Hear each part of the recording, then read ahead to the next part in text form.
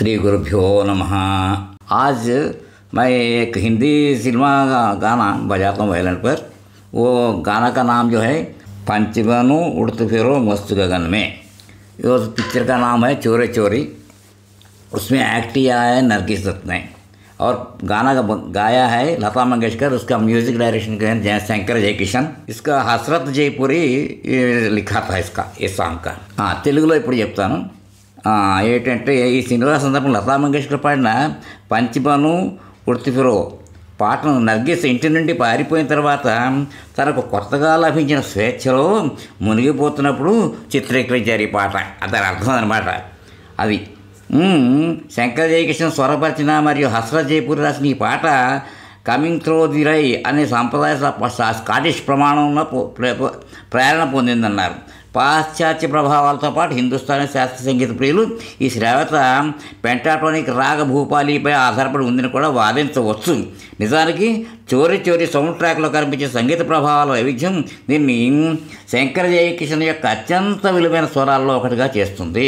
Classical నుండి పాశ్చాత్యం వరకు చోరీ చోరీలోని కూర్పులు వాటి సాంకేతిక నాణ్యత మరియు ప్రజాదరణ పొందిన ఆకర్షణకు అద్భుతమైనది. 1957లో ఈ సౌండ్ ట్రాక్ శంకర్ జయకిషన్లకు తగిన ఫిల్మ్ఫేర్ అవార్డు రావడంలో ఆశ్చర్యం లేదు. ఉత్సాహభరితమైన సారాంశం ఈ ఉర్తిఫిరో బస్తు దాని క్రెడిట్ ఏంటంటే ఉత్సాహభరితమైన సారాంశం, నిర్వివాదాంశం, దాని జీవిత ఔన్నత్యం ప్రతి వినుతో నా ముఖంలో చిరునవ్వును తెస్తుంది.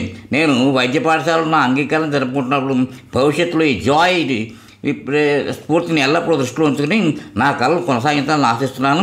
తదుపరి అని చెప్పి దీంట్లో రాసి పెట్టారు మిస్టర్ 55. చోరీ చోరీ 1956లో గ్రామీణ ప్రకృతి అంతా దాంట్లో చెప్పిందనమాట. దాన్ని చక్కగా అంటే ఒక అందమైన జీవితం గురించి చెప్పుకుంటూ వచ్చాడు.